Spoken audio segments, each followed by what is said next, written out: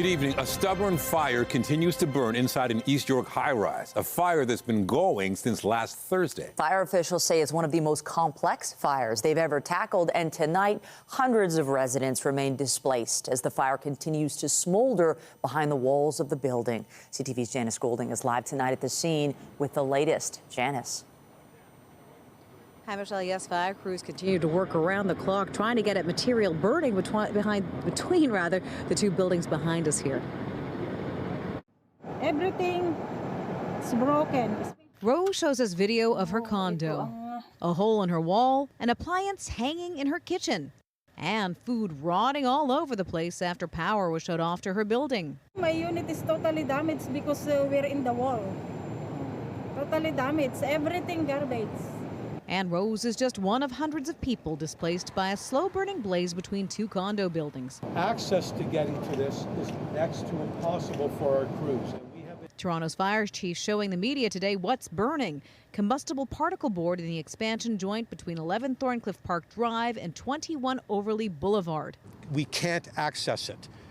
You're dealing with two buildings, and this was put in between an expansion joint. We were up on the roof this morning, and there was visible smoke still coming out, and you're talking after 4 days of our staff continuously fighting this fire. The chief saying they've called on Toronto Fire, Toronto Building, and third-party engineers to tackle the blaze, which senior operations commanders haven't seen the likes of in 40 years. They have never seen something as complex as this. That is why the engineers right now are literally in a room trying to come up with other ideas. Meanwhile, Toronto Emergency Management and the Red Cross are trying to help the displaced. Right now, we're at 141 households that are being supported by Canadian Red Cross. This represents 293 individuals, and that also represents 117 hotel rooms. Normita and her family are staying in one of those hotel rooms, but it's still far from ideal. It's very stressful.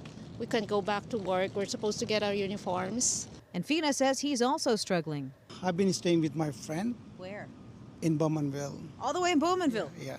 That's not convenient for work or anything else? No, I don't have any transport right now, so I can't go to work. Hundreds out of their homes since Thursday, with Toronto Fire saying it can't give residents a timeline as to when they'll be able to return. It's too very hard time. With people like Rose having no idea what they'll eventually be returning to. Now, the fire chief says they have detected high levels of carbon monoxide, but they haven't tested for other toxins. The cause of the blaze is still under investigation, although it is believed to have started at the P1 parking level. Reporting live from Janice Golding, now back to Nathan. Thank you, Janice. And that's not the only firefight in the city. Flames broke out early this morning at a home in North York. When first crews arrived, we realized this was a boarded up abandoned building. So we went defensive at first until our crews could get the windows and doors opened up, get the plywood off, and they realized there's some good active fire inside. It was updated to a second alarm. We had a total of 16 vehicles on scene, and working together with police and Toronto Paramedic Services. A good team effort. We were able to get this fire knocked down within an hour. Emergency crews were called to the scene at around 4:15 this morning. Nobody was inside at the time, and the cause of the fire remains under investigation. There was also a house fire in Aurora early this morning. Flames broke out on Beauvoir Trail near Leslie and Bloomington Road around 4 a.m. Police say everyone was able to make it out of this home safely, and neighboring residents were also evacuated as a precaution. No injuries have been reported. Also tonight, plans for 20 kilometers of new bike lanes are in the works, and the city says they won't violate the new provincial rules. Now, Toronto plans to roll out new cycling infrastructure without losing lanes of traffic. And we have more news in a moment, but first a look at the forecast. Here's a live shot of the city. Many of the outdoor rinks have opened across the city, including there at Nathan Phillips Square, and the chilly air is going to stick around for a while. Lindsay Morrison has a look at the current conditions. Hey, Lindsay. Yeah, Nathan, it's nice to kick off the month of December, but it's off to a bit of a chilly start today. Right now, the temperature is -3 degrees at Pearson Airport, but it feels more like -6. Worth pointing out, though, the wind's not overly strong today, not a big part of our weather story, although they are contributing to some snow squalls once again off Georgian Bay, well north of here. Here's what that looks like on the satellite and radar. We, too, are looking at another round of snow, and that moves in overnight tonight. Expect a couple of fresh centimeters by the time we wake up tomorrow morning, and it's going to be cold. -5 degrees will feel more like -9. We'll take a full look at your weather forecast coming up. For now, Michelle, over to you. Thanks, Lindsay. One person was taken to hospital after a car collided with a heavy-duty forklift in Scarborough early this morning. Police were called to a construction site near McCowan and Nugget Avenue, north of Shepherd, shortly before 1:30 a.m. The driver had to be extricated from their vehicle by firefighters. They were taken to hospital with serious but non-life-threatening injuries. The cause of this crash is still under investigation. Both Ontario's transportation minister and the CEO of Metrolink say the Eglinton Crosstown LRT is close to opening. But neither has been able to provide an exact date. CTV's Queen's Park Bureau Chief Siobhan Morris has more on the long-delayed transit project. It's the ongoing tease for people living along Eglinton Avenue. Crosstown trains they can't board. I think it's never going to open. It's a big joke. A frustration that extends to the Ontario legislature. 15 years we've been waiting for this. What a disaster. What a waste of time and money. After years of expensive, time-consuming delays on the 16-kilometer light rail line and few clear answers about why, the transportation minister offers this. We are so close on the Crosstown. So close means when? Today? Well, no, but the head of Metrolink says Monday should be the last day of revenue service demonstration. The 30-day test run mimics the rigors of a regular schedule, letting passengers on and off. To make sure that a system is safe and reliable before we put passengers on it. And we have tested this system now across those 30 days in all kinds of weather. Ontario's Liberals not sure about that last part. Clearly, Toronto has yet to experience full winter conditions, and revenue testing hasn't occurred in the wintertime. Bless says that's critical to prevent a repeat of what happened with Ottawa's LRT when winter hit a few months after opening. 40% of trains that should be available out of commission for maintenance. The Ottawa LRT seized up in January and February. Doors didn't work properly. The heating systems didn't work properly. It caused enormous delays for customers. Having an issue with the door. The problem so deep, progressive conservatives called a public inquiry. Blow worries the government is ignoring the lessons learned in that process. In terms of what's next for the Crosstown, there will be some tweaks based on whatever the testing revealed, and work with the TTC to find out what more needs to be done to slowly ramp up service. Whether there's enough time to tackle all that before the end of the year, no one is saying. Why can't you deliver transit on budget and on time and actually give us an honest answer of when it's going to start? For long-suffering commuters, however thin, there is hope. Maybe a Christmas miracle. Siobhan Morris, CTV News. The city is moving forward with a proposal that could see the installation of 20 kilometers of new bike lanes. And it would do it while still complying with provincial legislation that limits cycling infrastructure. CTV's John Musselman explains. The City of Toronto may have found a workable solution that will keep motorists and cyclists happy when it comes to bike lanes. In a report set to go before Council's Infrastructure Committee this week, city staff are proposing a plan to install 20 kilometers of new bike lanes by narrowing some roads. That would keep it in compliance with provincial legislation prohibiting municipalities from removing lanes of traffic for bike lanes. The bike lanes will be installed, the car lanes will remain, and the design of the road is better. So we're moving ahead. I think the legislation that is, I believe, Bill 60 from the provincial government said that if a car lanes remain, it's just go ahead. Traffic experts say it would make roads safer for all road users. In several places, the roads are currently wider than the minimum guideline that the city requires. So this is extra space that they are taking advantage of to be able to keep the lanes that are for driving and add cycling infrastructure. This proposal appears to be a workable solution, according to the provincial Minister of Transportation. If there is a way in which you can have both a vehicle lane and a bike lane on the same street, then that is okay.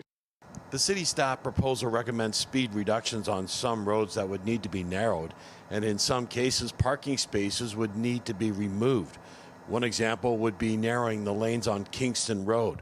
Experts say motorists likely wouldn't even notice a difference. Because you would just drive to the conditions. Like, people around here will be driving to what feels like the right speed for that road. And you might notice if you were paying attention, but I don't think it will be noticeable to drivers. The report is set to go before the Infrastructure and Environment Committee on Thursday. John Musselman, CTV News. The Ford government has taken over the Near North District School Board, claiming dysfunction and mismanagement have eroded public confidence. The Education Ministry says a recent review of the board found significant failures in governance and leadership, specifically regarding setbacks in opening a new school in Parry Sound. It says the board was given 15 directives to avoid being placed under supervision, but it failed to comply with 10 of them. Legislation passed last month gave Education Minister Paul Calandra more powers to take control of Ontario's school boards. This was a board, or is a board, where the Director of Education was using the corporate credit card. He was housed in a school that was closed 10 years ago, where kids are being taught in a half-demolished, partially demolished school. Where trustees were actively working against their own board, where they disregarded conflict of interest rules, where they were accused of and literally found guilty by our reviewer of going into the community and sowing dissension amongst the community on decisions the board has made. The Ontario Public School Boards Association released a statement that reads in part, local trustees give communities a real voice in their schools, and when that voice is weakened, everyone loses. Supervision should always be a last resort. When it happens, there should be a clear, publicly communicated plan outlining expectations for everyone involved, including a transparent path back to full local governance. Still at Queen's Park, opposition leaders grilled the government about a claim that one of the beneficiaries of a multi-million-dollar government grant has a dental practice that treats the Ford family. CTV's John Woodward has more. So my question to the Premier is, did he give $2 million of government funding to his personal and family dentist? Speaker, Premier's already said that's incorrect, Speaker. A raucous question period at the Ontario Legislature Monday morning focused on a $2.5 billion jobs training fund. One recipient of $2 million, a company belonging to the principal dentist of JM Dental, which said on its website, "We want you to feel as comfortable and relaxed as the Ford family has during their visits with us." The Premier denied that he goes there. Photos show them together. But all of it sparked jokes from opposition benches.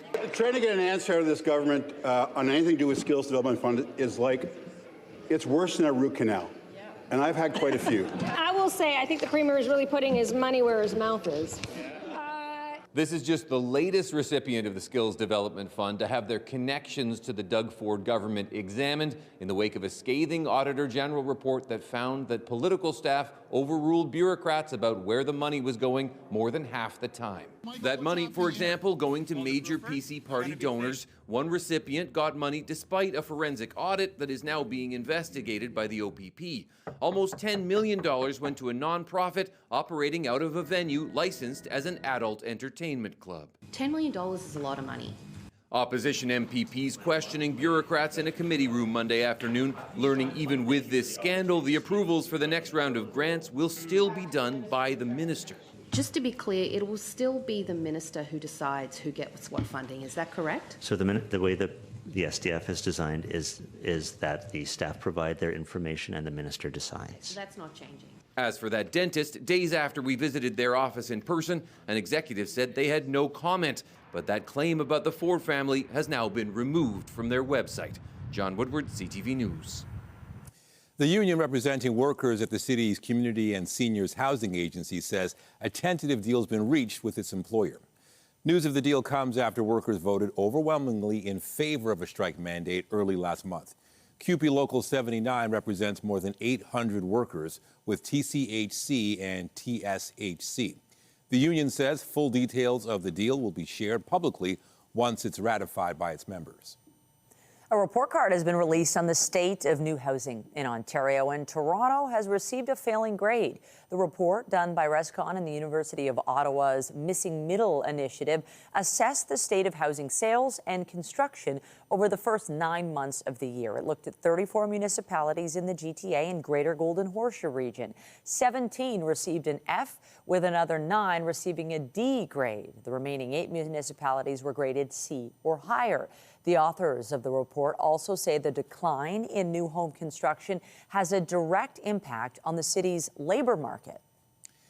Feed Ontario released its 2025 hunger report, warning the province is dealing with a strained healthcare system, increased homelessness, and community instability. CTV's Mike Walker takes a closer look at the numbers. See that there's a lot of shelf space that's full. But the warehouse is full at the North York Harvest Food Bank, but within a day, nearly all this food will be distributed. So we're seeing here in Toronto almost 3 times as many visits to food banks as we saw 5 years ago before the pandemic. The executive director says the 40 agencies they serve are experiencing unprecedented demand. We were never designed to deal with the level of crisis that we are seeing now. Food banks across Ontario are seeing a staggering increase for the 9th year in a row. According to the latest Feed Ontario Hunger Report, more than 1 million Ontarians relied on food banks between April 2024 and March 2025. With 8.7 million visits, that is a 13% increase year over year. We're very concerned. What we're seeing is really a deepening of poverty with the affordability crisis growing. While the number of new clients was down, the report found many are turning to food banks for longer periods. 1 in 3 clients are children under 18 and people with disabilities, and 1 in 4 are employed, like Volodymyr Kravchuk, who fled the war in Ukraine with his family 2 years ago. Almost every week or every 2 weeks I try to visit it. He's an outreach worker for a nonprofit, but says his monthly income is consumed by housing costs. The whole salary is just coming to pay the rent for the flat. But I still have 2 kids, I still have a wife, and what my wife is earning is not enough to buy enough food for kids. Given the increasing demand, 2 in 3 food banks are concerned they won't be able to keep their doors open over the next 6 months. Feed Ontario warning the spike in visits will have broader impacts on access to housing and healthcare services. But if we can't provide the level of support that they need, then we're going to see some of the province's most pressing issues get worse. They are calling on governments to implement policies to reduce poverty. We'll work through that strain and we'll use that as inspiration to advocate even louder so that we build affordable housing, so that we make sure that people on disability are taken care of, and that we start to set up a reduction in precarious employment. At this rate, food banks fear the trend will only get worse. Mike Walker, CTV News. It's been a difficult day for 1/3 of Algoma Steel's workforce in Northern Ontario. They've been laid off as the company reels from Donald Trump's 50% tariffs. Algoma is a huge exporter of steel to the Americans and has been feeling the pain. CTV's Abigail Beeman reports. This is a massive blow to the steel industry and specifically to 1,000 Algoma workers and their families. 1,000 layoff notices for a company that employs about 2,700 people in Sault Ste. Marie, Ontario. The company blamed U.S. tariffs for the layoffs, saying in a statement, "These tariffs have fundamentally altered the competitive landscape and sharply limited our ability to access the U.S. market." As a result of these pressures, Algoma has been forced to conclude its long history as an integrated steel manufacturer and close its blast furnace and coke-making operations in early 2026. Algoma will transition to electric arc furnace steelmaking at that time, a year earlier than previously anticipated or planned. Both the federal and provincial government took steps to try and reinforce the company. In September, Ottawa announced a $400 million loan, Ontario $100 million. Our thoughts are with them.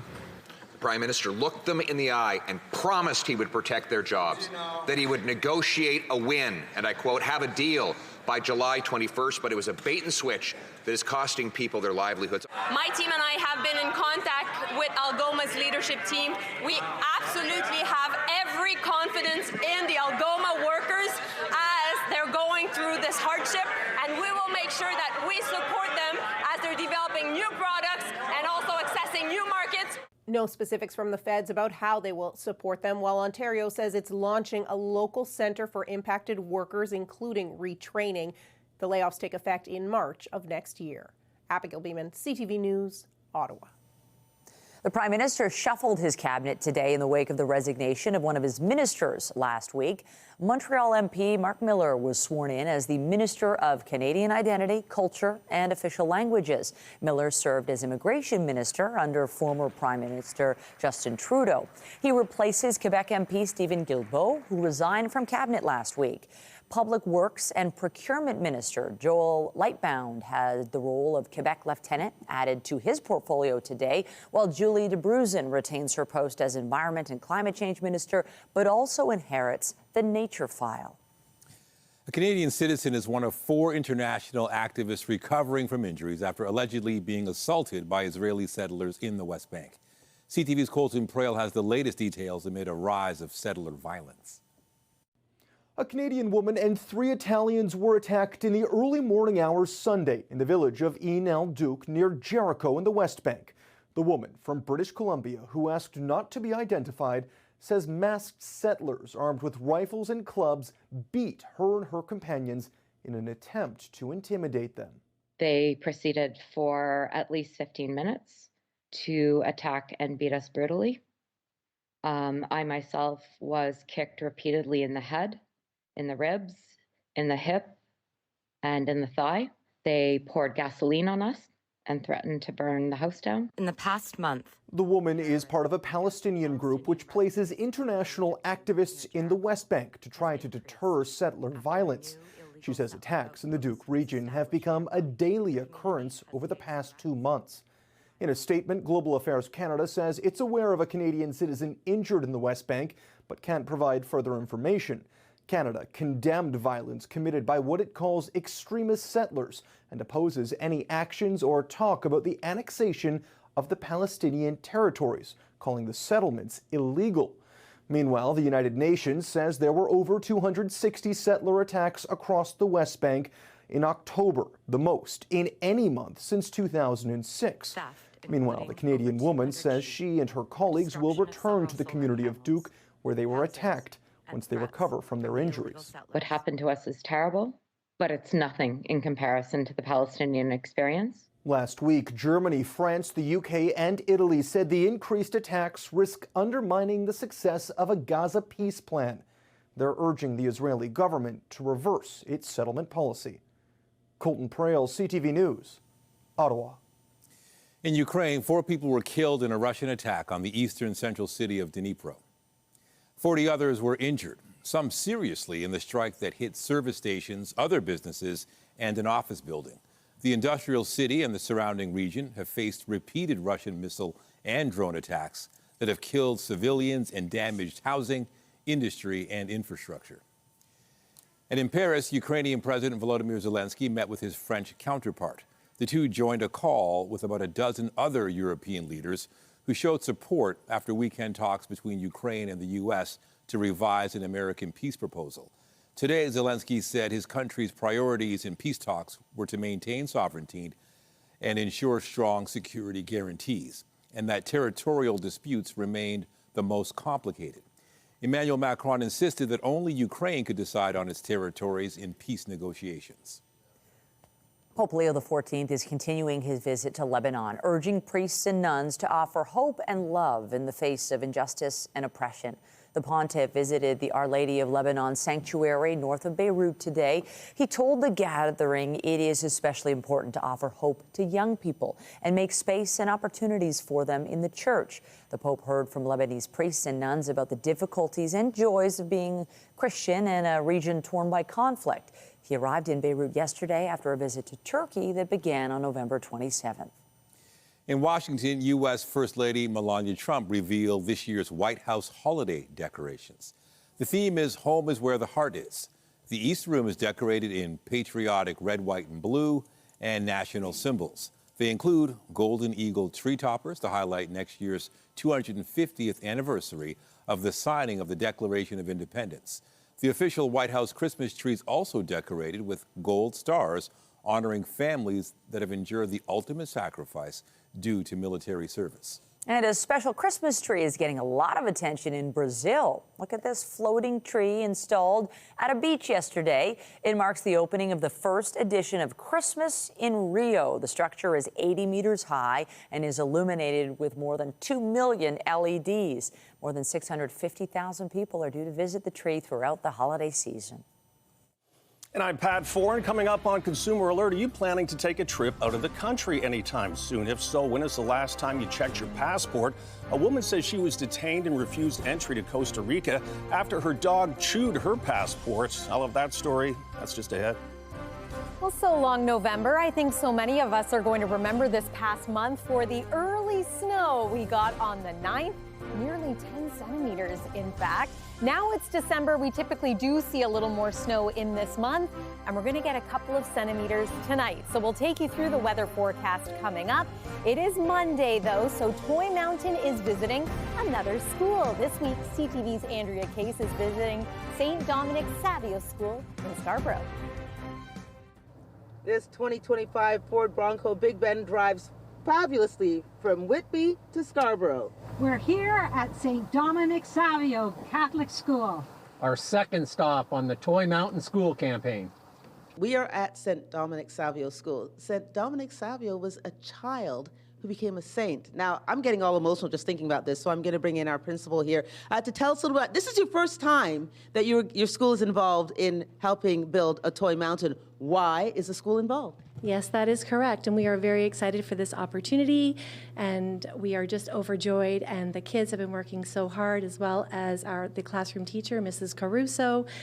And for us, it just means that it's an opportunity for us to give back. We know that during this time of the year, there are so many families that feel that extra pressure to want to buy a little bit extra for their families, and perhaps they can't, or they feel that extra stress. So for us as a community, the fact that we can help just lessen that stress a little bit means so much to us, the community, that we can do that. Okay, so it's your first time, but it's also your first time doing this with the Salvation Army. So what is it like to find out that there's still schools that are getting on board for the first time? Well, it's absolutely amazing. These children, I'm looking at the balloons around the school, the light balloons around the school, and you guys genuinely know how to give and care and be kind to others. We thank you for that. What you're doing is making a real difference in the lives of families and children, so thank you. Let's give a round of applause for all you kids.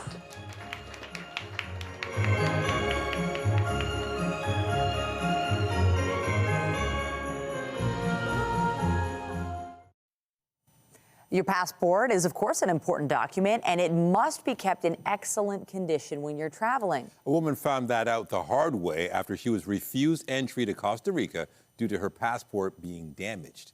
Here's Pat Foran and Consumer Alert. Pat. Thanks, Nathan and Michelle. A couple went to Costa Rica 3 weeks ago, but the woman was denied entry because the corner of her passport was damaged. She was detained for 24 hours and forced to fly back home. I think we caught somebody at the table that had a bad day and wanted to prove something. Andy Field and Jason Tate of Georgetown went to Costa Rica in mid-November to celebrate an anniversary. Field says her puppy chewed the corner of her passport, but that she's used it to travel to other countries without issue. It's barely like this much off the corner of it. I tried to take it to Service Canada, and they actually told me it wasn't damaged enough to be replaced. So I've had it for 5 years. We've traveled to 7 different countries with it. But when she landed at the Liberia airport in Costa Rica, a staff member said her passport was too damaged to enter the country. She was held in detention for 24 hours and told she would have to fly home. He was allowed in the country. I was not. So he was actually escorted to the exit and told to figure it out. And I was taken into a detention cell. Tate says they tried to stay positive, but the situation escalated quickly. They brick-walled us every single time we tried to talk to them or communicate with them. He ended up staying in a nearby hotel. The couple bought return tickets to Toronto, but then were not allowed to board the plane. They had to buy 2 more tickets the next day. They processed me like a criminal. Like, they took all of my information. They asked for my saliva. Rips, tears, water damage, those are all typical things that technically you're not supposed to have. I mean, you might get lucky and someone might not question you, but the problem is you might get unlucky and someone will. Travel expert Lauren Christie says it's better to be safe than sorry and always replace a damaged passport. And don't check it the day of. Check it a couple of weeks ahead of time so you have a chance to rectify the situation if you need to. The couple planned to spend about $2,000 but had to pay about $8,000 for the last-minute flights and other expenses. Field plans to get a new passport but won't be heading back to Costa Rica. I feel like I've been stripped of like all of my security and confidence to travel, and now I have zero confidence in traveling anywhere. And another reason people are denied entry is when their passport expires. Always check the date and realize some countries require 3 months before it expires. Others are 6 months. On your side, I'm Pat Foran. If you have a consumer story idea, email us at alert@ctv.ca. Well, we got snow to end the month of November, and now we're embarking on December, and another dose tonight. Right, and also some chilly air that's going to stick around for a while, it seems. Yeah, so because it's colder tonight, we're not going to have what we had yesterday, which was a little bit of snow, followed by rain, a slushy mess, and then some freezing. This time around, we're likely to pick up a few fresh centimeters of snow, and it will remain cold into tomorrow. So you might need to get the snow brush out when it comes to your morning commute, maybe some light shoveling in some areas too. But as you'll see when I show you this system, it's not a complete widespread snowy event for everyone. I do want to show you where there is snow right now, and that's at Blue Mountain. Some of this is courtesy of Mother Nature. Some of it is man-made. I mean, conditions have been ripe for making snow, and it looks like some ski hills in Ontario ski country are aiming for an early opening, perhaps as early as this weekend. That's great to hear. I'm sure skiers and snowboarders are pretty pumped about that as well. Here comes the next round of snow. Not so much for this part of Ontario. Instead, it's going to be around the south, just knocking on the doorstep in southwestern Ontario. This area of low pressure, you're going to notice that the bulk of it remains stateside. It's just the northern fringe that's going to impact us here in southern Ontario. The heavy snow and all that rain, again, is mainly going to stay south of the border, but can't rule out the possibility of maybe 2 to even 5 centimeters of fresh snow here in the GTA. So again, this is going to happen overnight tonight. There's about midnight. It's just starting to push in. Around 6 a.m., again, communities right along the shore of Lake Ontario, Niagara region, and Lake Erie. If you're joining us from Barrie, for example, you're not likely to get snow from this particular round. Just wait, though, a day or two. And then midday, this is all moving out. We should enjoy a little bit of sun before the cloud cover builds back in. Wednesday looks to bring us another burst of flurries. It is going to be windier that day. And then behind that front, some lake effect snow is going to kick in once again, heading into the day on Thursday. All right, let's talk temperatures. Our seasonal norm on the first day of December is about 4 degrees. So keep this in mind as we take you through the next couple of days.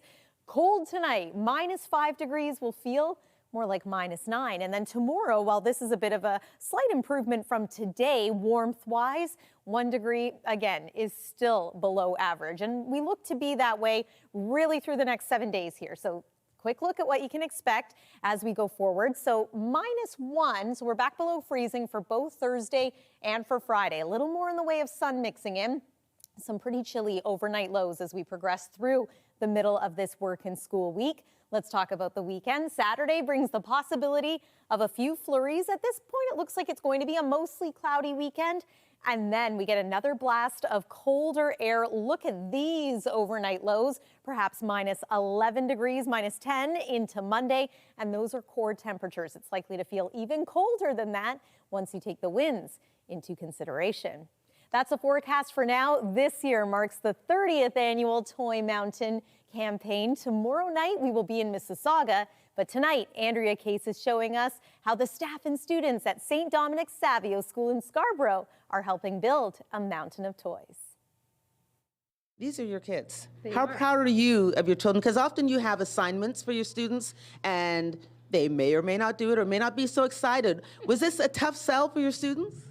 Absolutely not. Our students are extremely happy to be part of this campaign. They are thrilled over the moon to be supportive of families and of students of their own age, perhaps, that may need a little toy to open under the tree for Christmas morning. They are thrilled over the moon to be supportive of families and of students of their own age, perhaps. We can actually see kindness gets us to the top. And these are 3 children here at the school who've definitely been part of building that toy mountain. Of course, now we can't speak to all the kids, so we've chosen 3. I didn't, the school did. And so let's talk to Ephraim first. Ephraim, why did you want to be a part of Toy Mountain? I wanted to be the part of Toy Mountain because I get to help others, and I am so proud and happy of helping others of my age whose parents can't afford some toys for Christmas. I feel very joyful because I know that more children in the world are happy and are able to see something under their Christmas tree. Okay, and so Gloria, how proud are you of all of your classmates? Because you all came together. It wasn't just one person did this. It's all of you combined did this with the help of your teacher. What do you think of that? I think that I'm really happy that we all got to do something on our own to help do this mountain drive.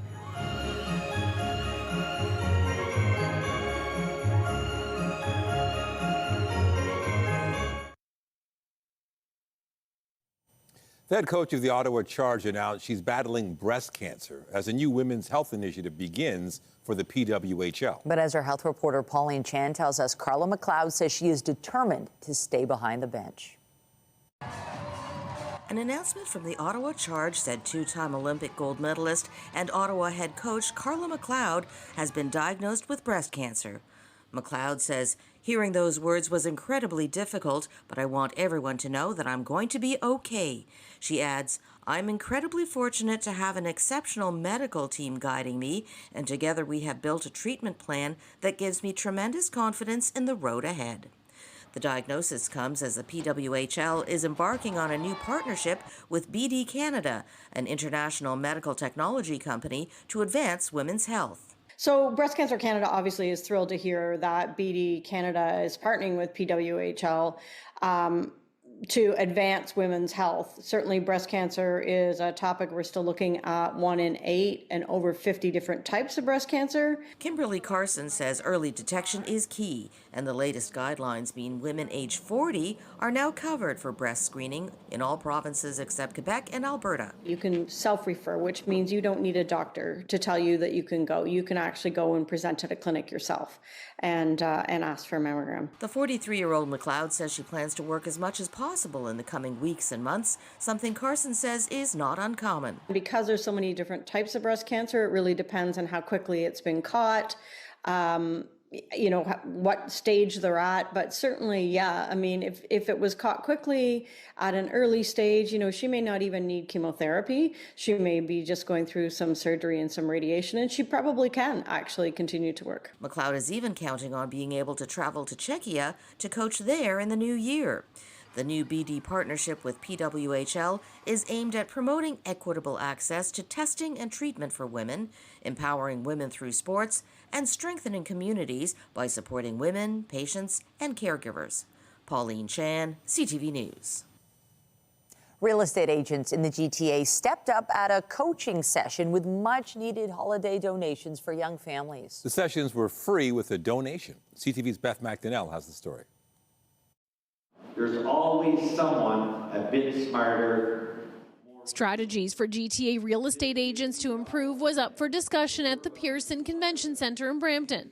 Normally, a motivational coaching session like this can cost hundreds of dollars, but it was free with a cash or toy donation. This is the first time we're doing one in Toronto. Coach Larry Kozak says the toy drive has been taking place for many years in other places, and now it's the GTA's turn. This one is being done in conjunction with 2 cities in the U.S. and 1 in Italy. So we give the agents this time of year a little tip, a little encouragement. Keep going, keep going. I know it's December, things slow down, but you can do going. And at the same time, they give a little back by bringing a gift. Around 150 agents participated in the coaching session and made donations.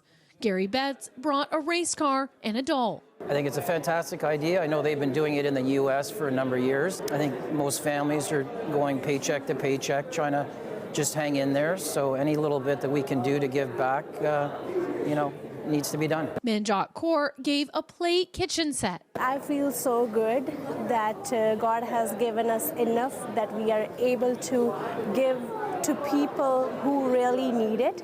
And it is something that's going to bring smiles on their face. From the convention center, all the money and toys will go to the Salvation Army for families in need. It's just one little token of the real estate agents of the Greater Toronto Area, one thing they could do to get families that are not so fortunate or maybe struggling at this time of the year, to give a gift to a child. Kozak says this is only the start of more holiday giving to come, because from now on, it's an annual event. Beth McDonnell, CTV News. When you see it happen, send it to CTV News. Text 10400 from your screen to ours. Text 10400.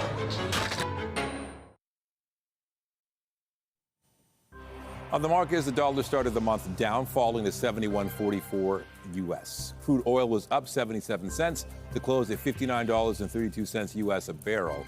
And amid losses in bank stocks, the TSX shed 281 points to end the day at 31,101. The Business Report is brought to you by Canadian Western Bank, the bank built for business. FIFA is going to reveal the match schedule for next summer's World Cup in a live global broadcast on Saturday. Toronto's hosting 6 games. Next weekend's show from Washington will confirm venues and kickoff times for all 104 tournament matches.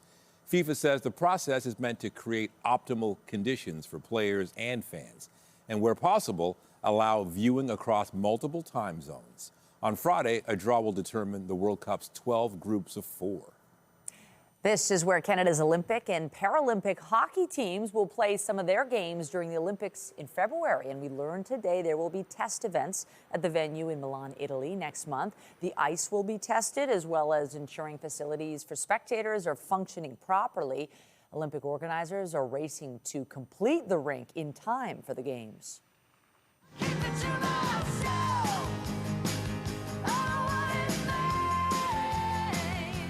And Brandi Carlile will sing America the Beautiful as the NFL has announced the performers for the Super Bowl pregame show.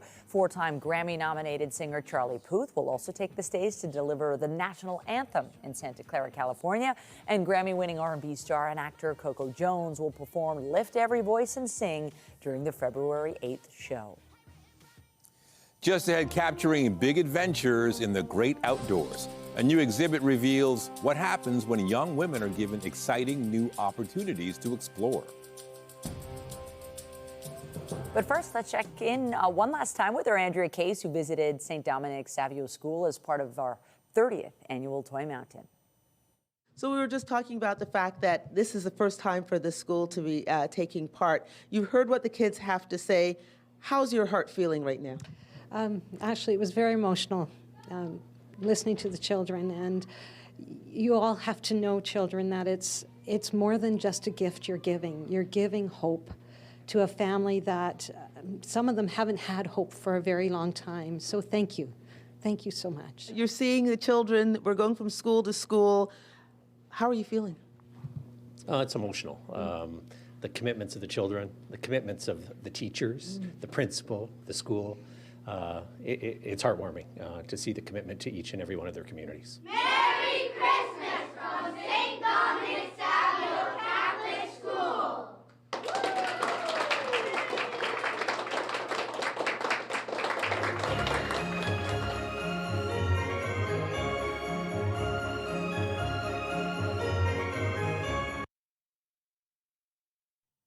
A new photography exhibition is marking 4 years of an outdoor program. All aimed at helping young people discover the outdoors and themselves. CTV's Jessica Smith has the story.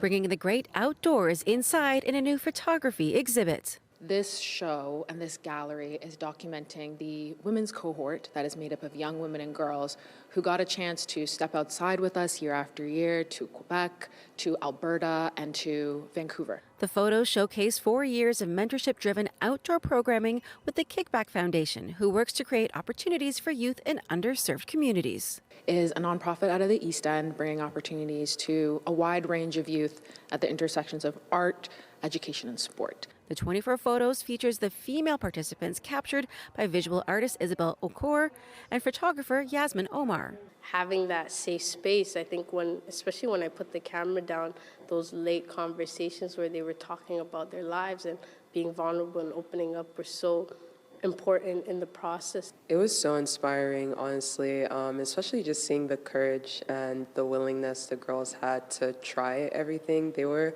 very excited about the outdoors. Each participant leaving the experience with skills to last a lifetime. Things aren't as scary anymore for some reason. Like after being on a plane, going to Vancouver, and just everything that happened on the trip and all the experiences, like when a new opportunity arises now, I'm not scared to take it. The Kickback program will begin its next round of adventures in the spring of 2026. The one-on-one Rory Bloom exhibit is free to attend here at It's OK Studio and will be in place through to December 3rd. Jessica Smith, CTV News. And the outdoor elements are looking just beautiful at Nathan Phillips Square. The tree is lit, the sign's looking fabulous, and there'll be some snow to go along with it. Yeah, we can still embrace the outdoors. We just have to dress for it. We need to have our gear for perhaps some light snow into tomorrow morning. Here's a look at the forecast radar. This is going to give you a little bit of an idea of what's coming. And notice how A, this is fast moving. B, it's really just the fringe of it that skirts us here in the GTA. In any case, 2 to 5 centimeters possible by the time we are all heading out the door tomorrow. Afternoon high about 1 degree. That's a bit of an improvement. Next 3 days are looking cool. These temperatures are below seasonal for the first couple of days of December, and it gets even colder heading into the weekend. Michelle and Nathan.